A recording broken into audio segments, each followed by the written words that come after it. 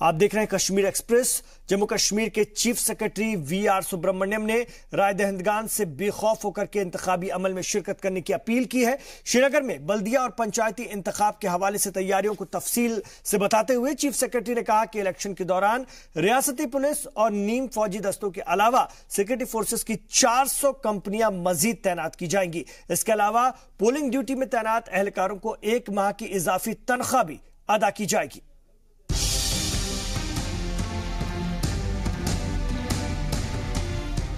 बल्दिया इंतखाबात के तहत पहले मरहले के लिए पर्चा नामजदगी का अमल आज इख्तिताम पसीर हो गया।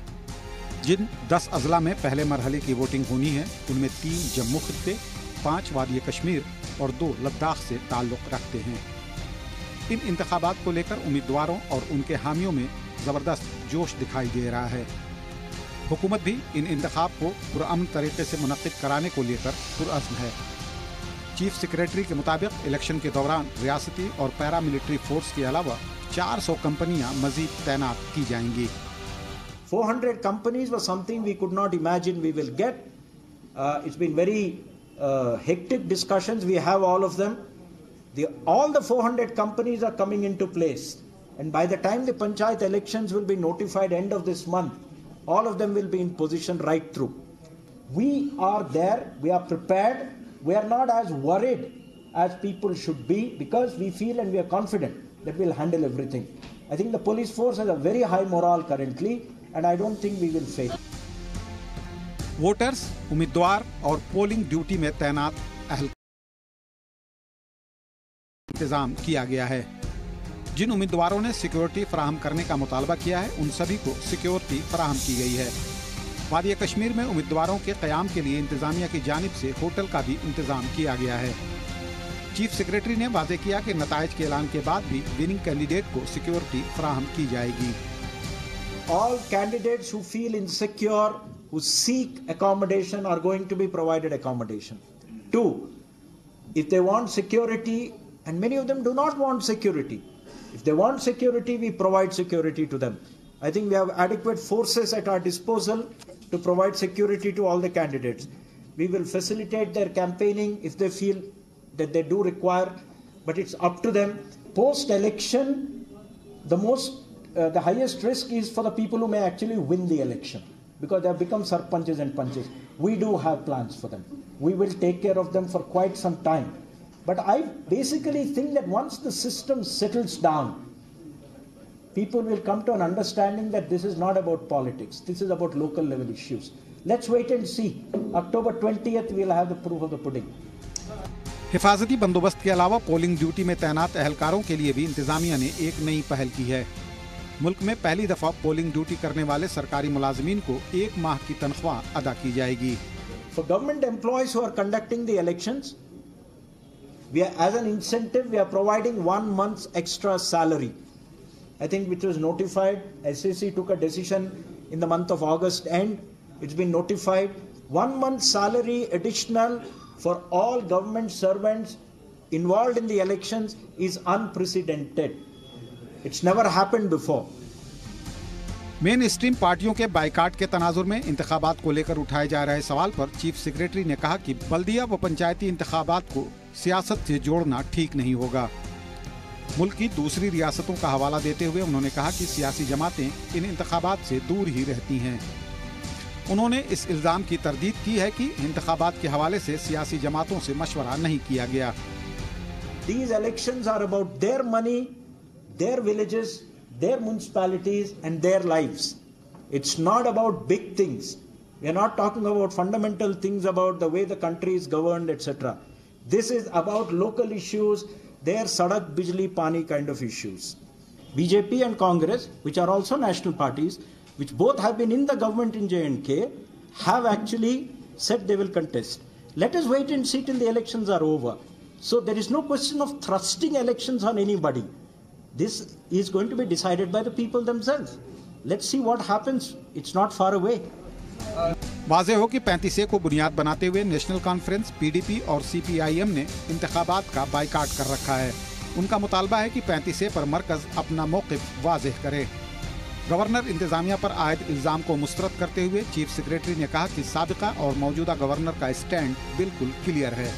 The stand of the government during governor's rule is going to be consistent in the Supreme Court, that there are very serious complex issues which have to be discussed as far as 35 are concerned, and these should not be discussed when governor's rule is there. It should be discussed when an elected government is in position in the state government, which will take a solid position in the Supreme Court. Chief secretary ने बल्दिया और पंचायत इंतखाब के फौरन बाद block panchayat इंतखाब कराने की भी बात कही। The salaries or the honorariums of the SPOs are going to see a substantial jump in the next few days. I mean, 6,000 rupees a month honorarium is much lower than what even a class 4 employee of the government gets. So the SPOs are going to see an increase in their remuneration in the next couple of days.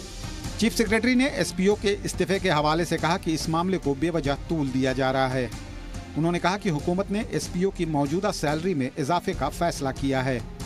Our hope is once we conclude the elections in December to Gram Panchayats, we will have elections indirect to the block panchayats. So by 30th of January, all your block panchayats should be in place.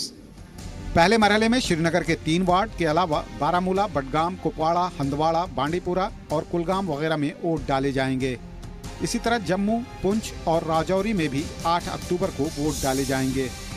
Bureau report, जी सलाम। और माहिरीन दिफा और तज्जियाकारों का भी मानना है कि बल्दिया और पंचायती इंतखाब पुरअमन तरीके से मुनक्किद होंगे। जी सलाम से खास तौर से बात करते हुए रिटायर्ड ब्रिगेडियर अनिल गुप्ता ने कहा कि सिक्योरिटी फोर्सेस की इतनी बड़ी नफरी की मौजूदगी में शरपसंद और मिलिटेंट तकरीबी कार्रवाई की हिम्मत नहीं जुटा पाएंगे। देखिए, कश्मीर के अंदर जो सिक्योरिटी के हालात हैं वो सब अच्छी तरह जानते हैं, लेकिन पुलिस और सेना लगी हुई है, हालात को काबू में है, कोई ऐसी बात नहीं है।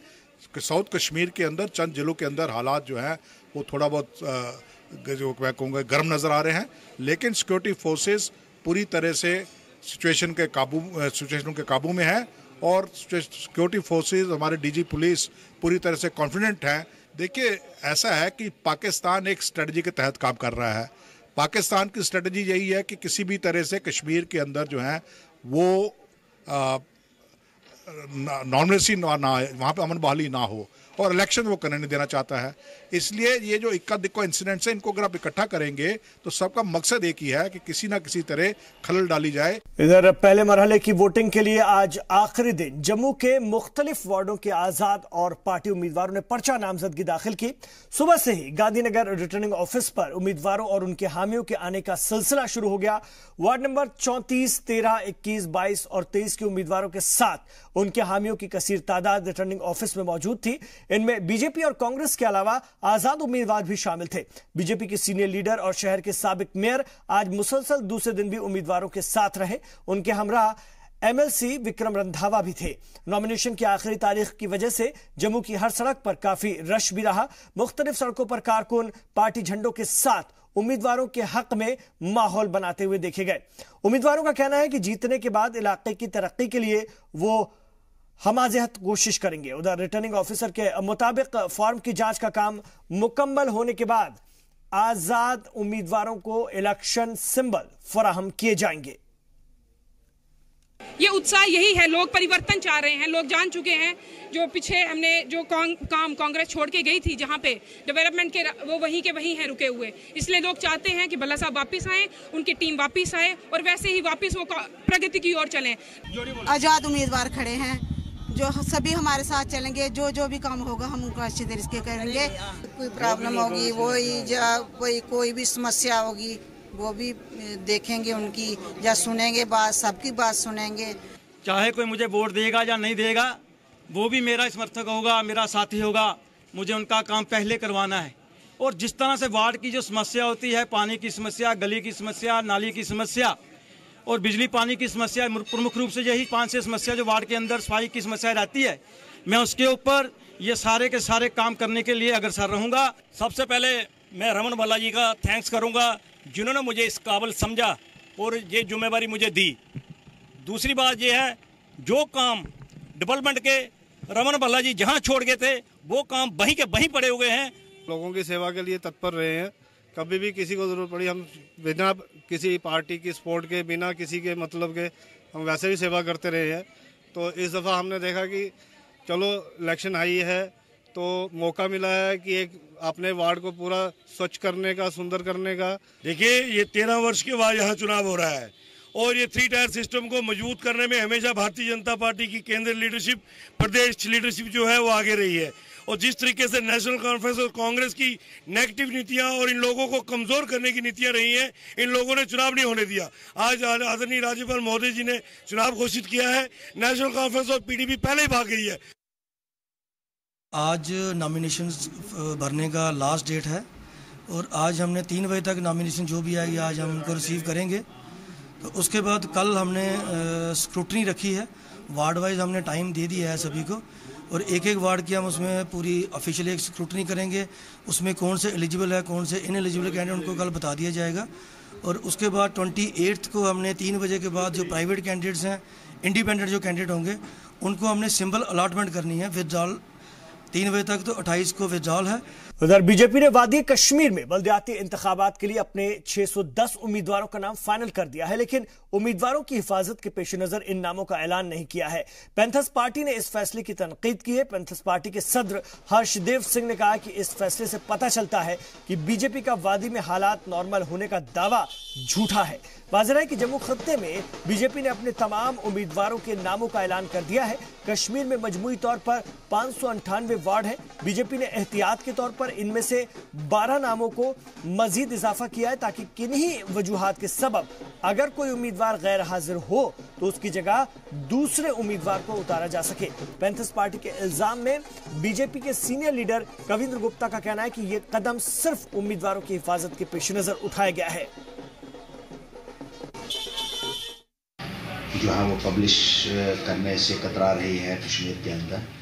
यही भारतीय जनता पार्टी कहती थी कि उन्होंने हालात में बहुत ज़्यादा सुधार किया है अपनी सरकार के दौरान, और दिल्ली में भी उनकी सरकार है आज की तारीख में, और बहुत लंबे चौड़े वो भाषण करते थे कि जो है सिचुएशन जो है वो नॉर्मलसी की तरफ आ रही है। लेकिन अपने कैंडिडेट्स के भी नाम डिस्क्लोज करने के लिए आज भारतीय जनता पार्टी जो है वो तैयार नहीं है। और जम्मू के अंदर जहां उन्होंने किए हैं वहां उनको बताना होगा, लोगों को जवाब देना होगा। और जहां तक सुरक्षा की वो बात कर रहे हैं तो हम ये कहना चाहते हैं कि भारतीय जनता पार्टी के छोटे छोटे कारकुनों के पास भी जो है वो सिक्योरिटी है।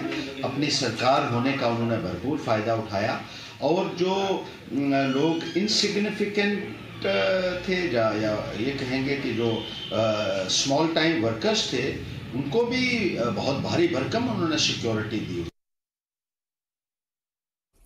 कुछ लोग जो इलेक्शन लड़ने के लिए आगे आए, पहले ही 2 पार्टियों ने इसके लिए बाइकआउट किया है। तो सारे हालात में लोकतांत्रिक जो प्रक्रिया है वो जमीनी स्तर तक पहुंचे। इसलिए बहुत जरूरी है कि जो लोग आगे आते हैं उनकी सेफ्टी, सिक्योरिटी का ध्यान रखा जाए। यही एक कारण हो सकता है कि स्थिति को या इंटरनेशनल लेवल पर जो इंडिया को कश्मीर के बारे में बताया जा रहा है, ये उसमें कहीं ना कहीं बादल हाल। तो नेशनल पैंथर्स पार्टी भले ही बीजेपी पर एतराज करे, लेकिन वादी कश्मीर में पहले मरहले के लिए बीजेपी उम्मीदवारों ने अपना पर्चा दाखिल कर दिया है।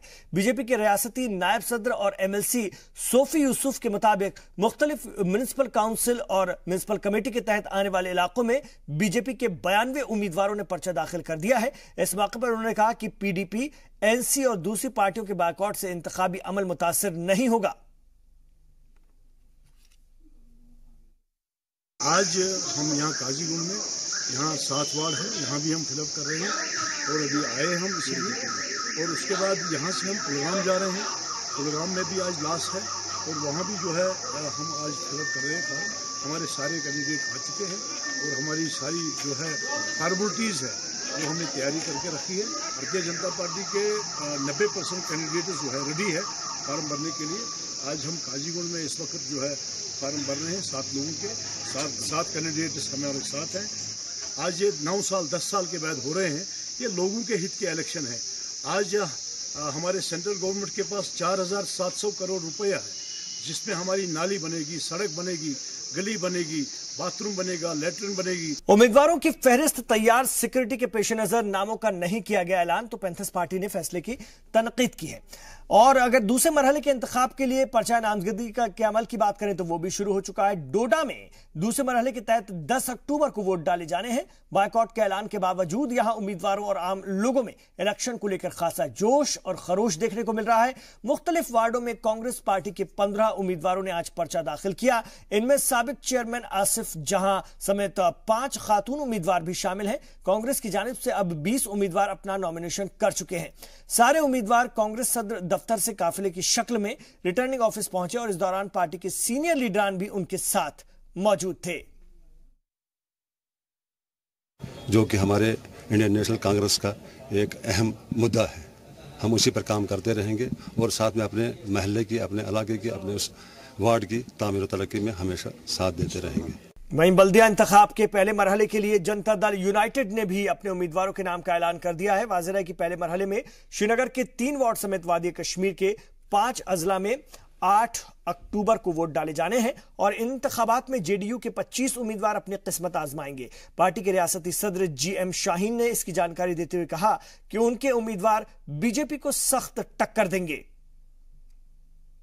साउथ से हमारे कोई 10 से 12 तक है, श्रीनगर से 4-5 है और बाकी जो है वो कुपवारा एंड आपका बारामूला एंड बांडीपोरा से है। कश्मीर की मैं बात करूं कि जहां पर इतनी तकलीफें रही और इसमें खास करके हम ये मानते हैं कि जो पॉलिटिकल पार्टीज ने जैसे पीडीपी और नेशनल कॉन्फ्रेंस से जो बाइकआउट किया, उन्होंने एक मैदान खुला छोड़ दिया आरएसएस और भाजपा के लिए और बिल्कुल आसान कर दिया था इनका। और 4-5 दिनों की खामोशी के बाद शरपसंदों ने एक दफा फिर पंचायत घरों को निशाना बनाना शुरू कर दिया है। देर रात बांदीपुरा के मंत्री गांव में नामालूम अफराद ने एक पंचायत को आग के हवाले कर दिया। आतिशज़दगी के सबब इमारत के दरवाजों और खिड़कियों को नुकसान पहुंचा है। शोलों की लपट देखते ही पुलिस और फायर ब्रिगेड का अमला मौके पर पहुंचा और आग पर काबू पा लिया गया। इस सिलसिले में पुलिस ने मामला दर्ज करके मुजरिमों की तलाश शुरू कर दी है। जम्मू कश्मीर में बल्दिया और पंचायत इंतखाब का बायकॉट करने वाली नेशनल कॉन्फ्रेंस को उस वक्त बड़ा झटका लगा जब पार्टी तर्जुमान जुनैद अजीम मट्टू ने पार्टी से इस्तीफा देने का ऐलान कर दिया। जराये के मुताबिक जुनैद मट्टू ने बल्दिया इंतखाब में हिस्सा लेने के लिए पार्टी से इस्तीफा दे दिया है। जुनैद मट्टू ने ट्विटर पर अपने इस्तीफे की तस्दीक करते हुए कहा कि पार्टी के पंचायत और बल्दिया इंतखाब के बायकॉट करने के फैसले से मैं इत्तेफाक नहीं रखता। उन्होंने लिखा कि मैंने अपना इस्तीफा पार्टी जनरल सेक्रेटरी को भेज दिया है। एक दूसरे ट्वीट में मट्टू ने लिखा कि मेरा मानना है कि अगर हम अपने बुनियादी जमहूरी तंजीमों को बिना नुमाइंदगी छोड़ेंगे तो ये न सिर्फ रियासत के लिए खतरनाक होगा बल्कि हमारे सामाजिक ताने बाने और कल्चर के लिए भी तबाही की वजह बनेगा। मट्टू ने आगे लिखा है कि श्रीनगर म्युनिसिपल कॉर्पोरेशन के इंतखाब में हिस्सा लेने के लिए अपनी उम्मीदवारी का ऐलान वो बुध को करेंगे।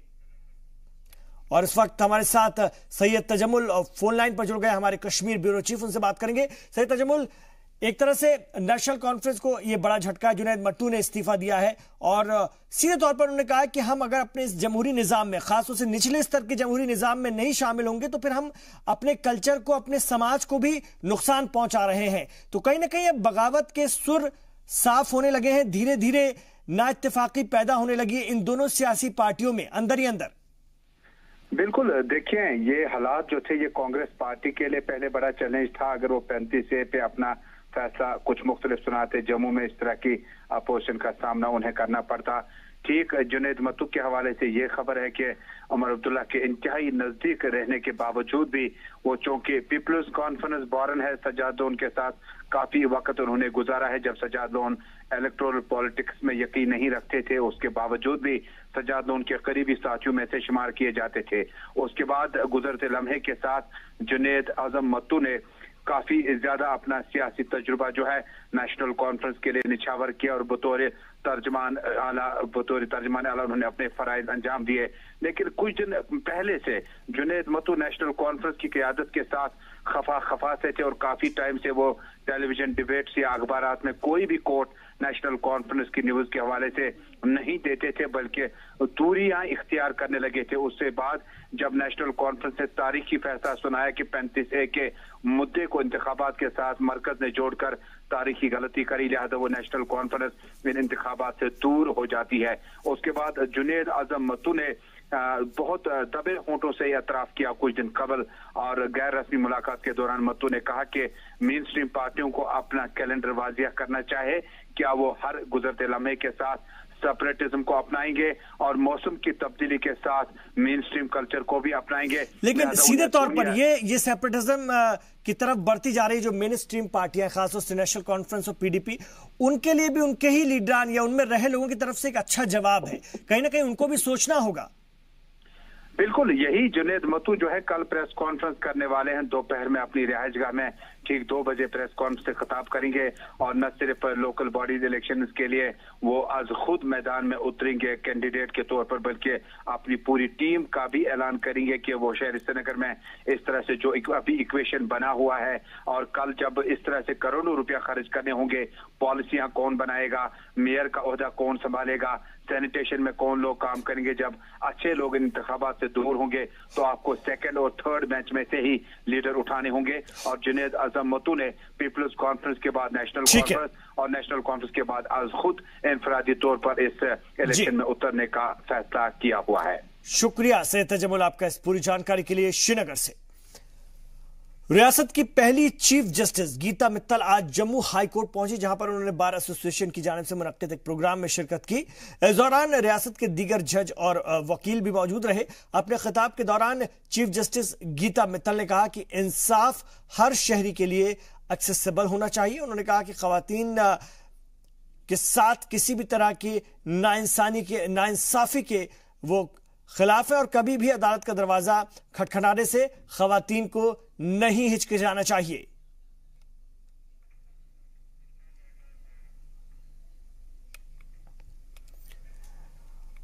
और एक अहम खबर मौसूल हो रही है। लाइन ऑफ कंट्रोल के करीब सिक्योरिटी फोर्स ने एक कश्मीरी नौजवान को पाक मकबूजा कश्मीर की सरहद में दाखिल होने से कबल ही गिरफ्तार कर लिया है। पुलिस के हवाले उसे कर दिया गया है। एसएसपी के मुताबिक 27 साल ये नौजवान बांदीपुरा का रहने वाला है। गुज़िश्ता रात को गुलपुर सेक्टर पर से एलओसी क्रॉस करने की कोशिश करते हुए पकड़ा गया है और इसके पास से काठमांडू की एक बस का टिकट भी बरामद हुआ है। पुलिस ने इस मामले में रिपोर्ट दर्ज कर ली है और मजीद तफ्तीश की जा रही है। देखिए, लड़का जो है इसका नाम है मोहम्मद रफीक डार, सबदु सनाफ अब्दुल रहमान डार। ये बादीपुरा चाडूरा बडगाम का रहने वाला है and he was trying to exfiltrate yesterday, जिसको हमारी एलसी पर जो आर्मी यूनिट्स हैं उन्होंने इनको अप्रहेंड किया and in a suspicious circumstances rather he was trying to exfiltrate towards Pakistan occupied Kashmir. और उसके बाद फिर जब उन्होंने अप्रहेंड किया, हमें इन्फॉर्मेशन मिली तो हमारी पुलिस पार्टी उनको थाने में लेकर गई एंड प्राइमा फेसी ये इस्टेब्लिश हुआ कि he was trying to exfiltrate towards PoK. वहीं जम्मू के सरहदी इलाके परगवाल के नभाचक में पुलिस की तामीर, एक यहां पर खासतौर से पुल की तामीर न होने से मकामी लोगों को मामलाती जिंदगी बुरी तरह से मकामी लोगों की मुतासिर हो रही है। यह इलाका जम्मू शहर से तकरीबन 28 किलोमीटर की दूरी पर वाक़ है। गांव और शहर को जाने वाली सड़क के दरमियान एक नाला है। 4-5 दहाई कबल इस पर एक छोटी पुलिया बनाई गई थी। आज ये बेहद खराब हालत में है और बारिश के दिनों में तो ये पूरी तरह से डूब जाता है। मकामी लोगों के मुताबिक जिंदगी दांव पर लगाकर वो इस पुल से गुजरते हैं। इंतजामिया और सियासी नुमाइंदों से मायूस मकामी लोग अब गवर्नर इंतजामिया से आस लगाए बैठे हैं। अज तक ना साढ़ा कोई रोड है, ना कोई साढ़ा पुली है, ना कुछ है। एक पुली ही वो भी मतलब कि जो बरसात टुटी दी है या बरसात का पानी आता उदों साढ़े को लंघन नहीं होता, कोई पास रोड बंद हो सारे। इसलिए अस अपील करा रहे हैं कि असें कोई भी सरकार साड़ी आई है, जी PDP आई है, चाहे कांग्रेस आई है, चाहे BJP आई है, अज तक साढ़ा कोई तो मतलब लिंक नहीं किया गया। अस गवर्नर साहब अगर ये हथ बन्ने अस बेनती करने कि साढ़ा ये रोड और पुली का ये कोई लिंक साढ़ा जो कुछ पासा जोड़े जा।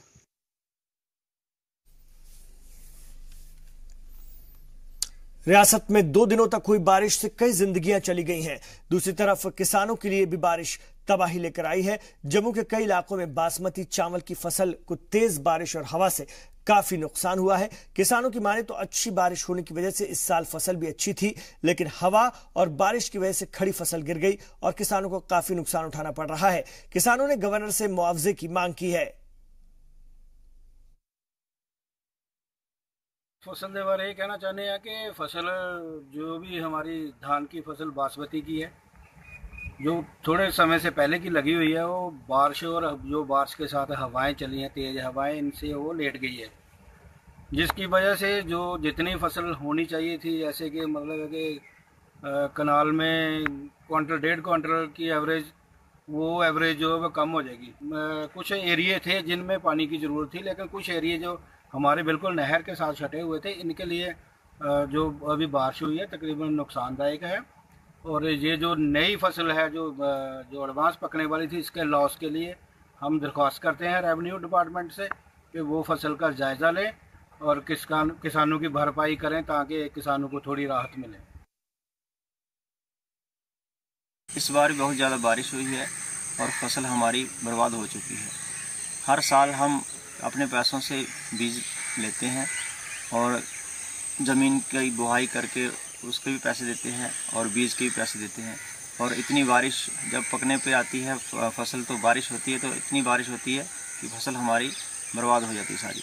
तो हम सरकार से ये अपील करते हैं कि हम इतने दुखी हो चुके हैं कि हम फसल लगाना ही सोच रहे हैं बंद कर दें, लेकिन हमें हर साल मुआवजा सरकार देने का आश्वासन देती है और हमें कोई भी जहां आके कोई भी हमारी जो है सुध नहीं लेता और हमें किसी भी प्रकार की मदद नहीं मिलती सरकार से। तो हम सरकार से ये अपील करना चाहते हैं कि हमें जो हमारी फसल खराब हुई है उसका मुआवजा दें। और सब डिवीजन बनिहाल के खारी में गवर्नमेंट हायर सेकेंडरी स्कूल में बुनियादी सहूलियात न होने से तलबा और तालिबात को बेहद परेशानियों का सामना है। स्कूल में ना तो टॉयलेट का इंतजाम है और ना ही प्रैक्टिकल के लिए लेबोरेटरी है।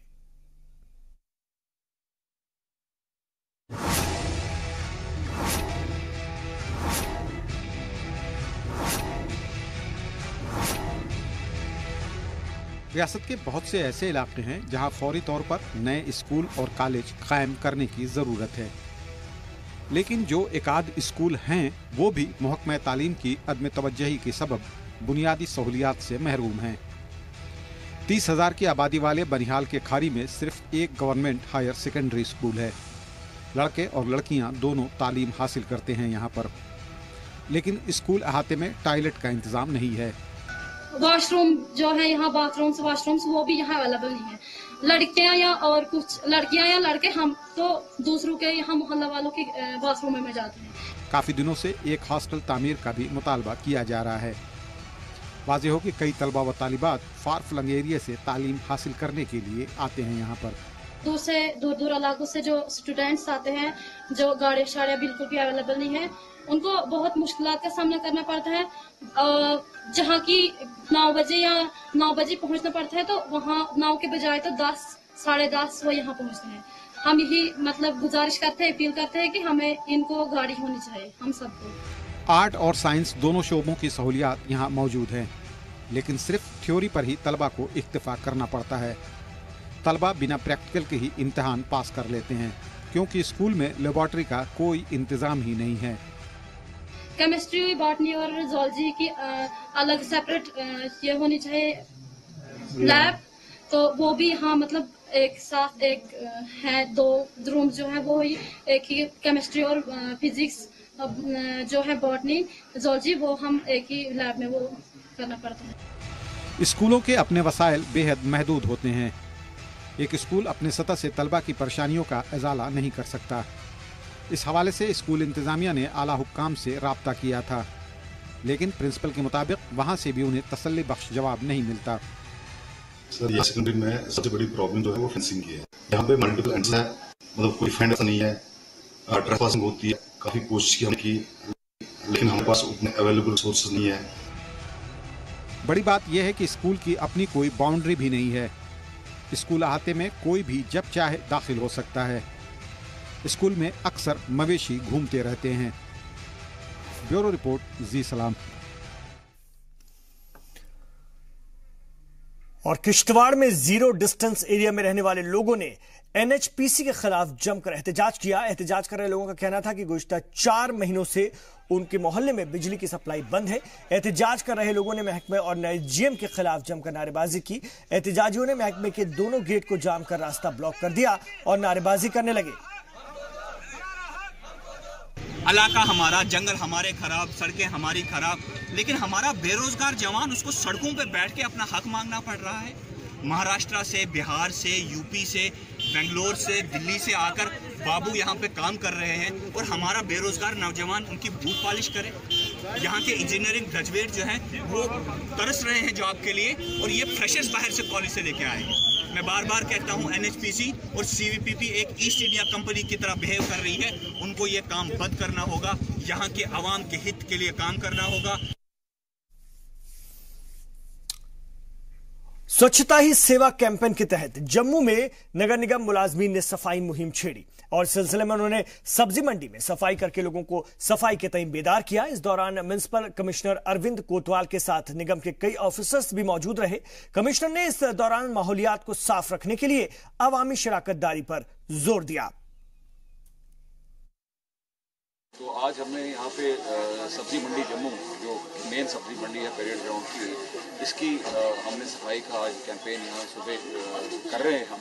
और इसमें हमारे साथ प्रधान हैं जो यहाँ के सब्जी मंडी के बाबू जी, वो भी हमारे साथ हैं, हमारे बाकी स्टाफ भी साथ है, सफाई कर्मचारी सारे साथ हैं। इतना साफ रख सकें, जितना अपने जितने भी यहाँ सब्जी शॉपकीपर्स हैं उनको ये मैसेज दें कि अपना वेस्ट जो है वो कैसे डिस्पोज ऑफ करना, इस बारे। वहीं all Jammu Kashmir power employees and engineers coordination committee ने महकमा बिजली के खिलाफ अपना एहतजाज दूसरे दिन भी जारी रखा। एहतजाज कर रहे एम्प्लॉयज की माने तो प्राइवेटाइजेशन के बाद काम कर रहे एम्प्लॉयज पर पॉलिसी साफ नहीं की जा रही। उनका कहना था कि एम्प्लॉयज महकमे में होने वाले किसी भी रिफॉर्म के खिलाफ नहीं है, लेकिन इस रिफॉर्म के बाद एम्प्लॉयज का मुस्तकबिल क्या होगा इस पर कुछ भी साफ नहीं किया गया है। एहतजाजियों ने कहा कि सरकार को एम्प्लॉयज को लेकर अपनी पॉलिसी जल्द से जल्द साफ कर देनी चाहिए।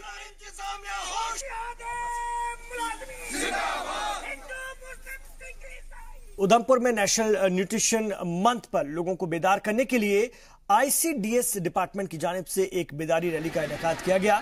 इस रैली में कसीर तादाद में आंगनवाड़ी वर्कर्स ने शिरकत की। बच्चों को खासतौर से माल न्यूट्रिशन से बचाने के लिए आम लोगों को बेदार भी किया गया। साथ ही हामिला खवातीन को कई तरह की हिदायतें भी दी गई। उधमपुर के DC रविंद्र कुमार ने रैली को हरी झंडी दिखाई। ये पोषण अभियान के तहत रैली निकाली जा रही है। इसमें हमारे आंगनवाड़ी वर्कर, सुपरवाइजर, CDPOs और बाकी डिपार्टमेंट्स के इसमें लोग शामिल हैं। इसका मकसद ये है कि जो बच्चे हैं या एडोलसेंट गर्ल्स या प्रेग्नेंट लेडीज़ हैं, उनकी सेहत को लेके जो भी हम इम्प्रूवमेंट कर सकते हैं, चाहे वो खाने के ज़रिए या हेल्थ की फैसिलिटीज़ के ज़रिए, तो इसको इम्प्रूव करना है। और ये इसमें ज़्यादातर इसमें हमारा टारगेट जो दूर दराज के क्षेत्र हैं वो रहेंगे और गाँव रहेंगे। इसमें आज वर्ल्ड फार्मासिस्ट डे मनाया जा रहा है। जम्मू में भी इसको लेकर के फार्मासिस्ट एसोसिएशन की जानिब से प्रोग्राम का एहतमाम किया गया। प्रोग्राम में साबिक हेल्थ मिनिस्टर श्यामलाल शर्मा बतौर मेहमान खुसूसी शिरकत कर रहे थे। प्रोग्राम के दौरान मेहमानों ने तिब्बी शोबे में फार्मासिस्ट की खिदमात पर अपने ख्यालात का इजहार किया। वाज़ेह है कि महकमा सेहत में फार्मासिस्ट का रोल अहम होता है और फार्मासिस्ट को केमिस्ट भी कहते हैं। महकमा सेहत में सुधार लाने और बेहतर बनाने में अहम किरदार अदा करने वालों के एजाज में हर साल 25 सितंबर को वर्ल्ड फार्मासिस्ट डे मनाया जाता है और साल 2009 में इसकी शुरुआत इस्तांबुल में हुई थी। हमारे स्टेट में फार्मेसी एक्ट लागू नहीं है, जो कि बाकी सारी हिंदुस्तान की स्टेटों में लागू है। मैं ये गवर्नमेंट को कहना चाहता हूं कि फार्मेसी एक्ट यहाँ लागू किया जाए, जैसे नर्सिंग एक्ट लागू है, डेंटल एक्ट लागू है, बाकी एक्ट लागू है, फार्मासिस्ट एक्ट को लागू किया जाए। फार्मासिस्ट डे जो है वो ये लोग सेलिब्रेट कर रहे हैं और मुझे लगता है कि ये हेल्थ डिपार्टमेंट की बैकबोन रहा है। बैकबोन रहने के बाद ये कह रहा हूँ कि अब आस्ता आस्ता ये जो हमारा प्रोटोकॉल है हेल्थ में, इसके रोल को कम किया जा रहा है। मुझे लगता है कि ये एक ऐसी सेक्शन थी जिसका क्लोज कोऑर्डिनेशन डॉक्टर के साथ और फार्मासिस्ट जो है वो उनका होता है और उसी तरीके से हेल्थ डिपार्टमेंट जो है वो आगे चलता है। तो आज जिस तरह से पूरे विश्व में इसको सेलिब्रेट किया जा रहा है, उसी तरीके से हमारे यहाँ पे साथ ही और जो कोर एरिया है दैट इज कि हमारे जो सफाई कर्मचारी हैं, सैनिटेशन जिसको कहते हैं, तो आज के इस दिन पे मैं तमाम फार्मासिस्ट भाइयों को मुबारकबाद देता हूँ। Ministry of health and family welfare की जानिब से मुल्क भर में खसरा और रुबेला के खिलाफ वैक्सीनेशन कैंपेन छेड़ी जा चुकी है। रियासत में वैक्सीनेशन कैंपेन के पहले मरहले की शुरुआत हो चुकी है और इसी सिलसिले में मगाम के सब डिस्ट्रिक्ट अस्पताल में भी बच्चों को खसरा और रुबेला के टीके लगाए गए।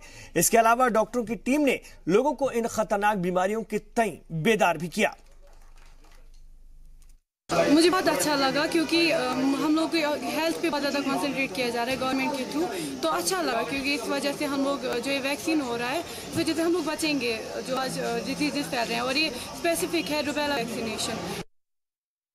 अल्लाह का शुक्र है उसमें कि उनने अफवाहों के कहानी द्वारा आई एम हैप्पी कि ऐसे पेरेंट्स हैं जो कोऑपरेट करते हैं हमारे डिपार्टमेंट के साथ और एमआर के लॉन्च में हमारे साथ बहुत कोऑपरेट किया है।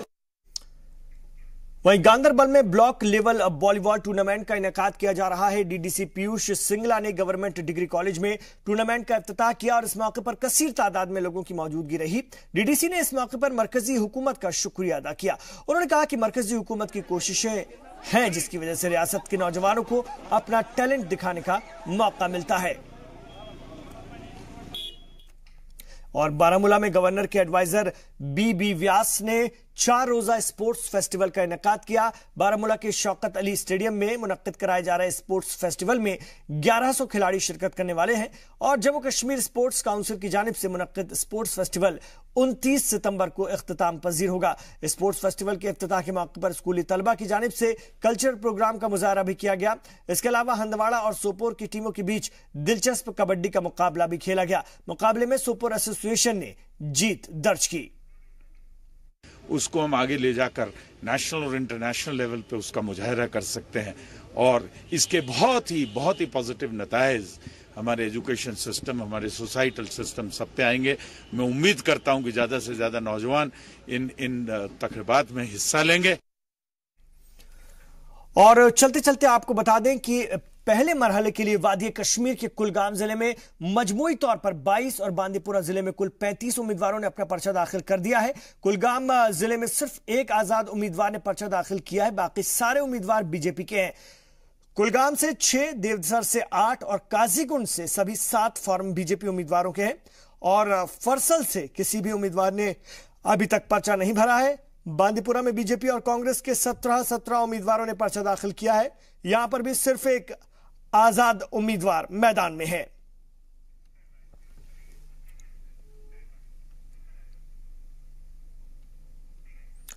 तो नाज़रीन, कश्मीर एक्सप्रेस के शुमारे में इतना ही, लेकिन जी सलाम पर खबरों का सफर जारी है। थोड़ी देर बाद आप देखेंगे ग्राउंड जीरो खुर्शीद रब्बानी के साथ।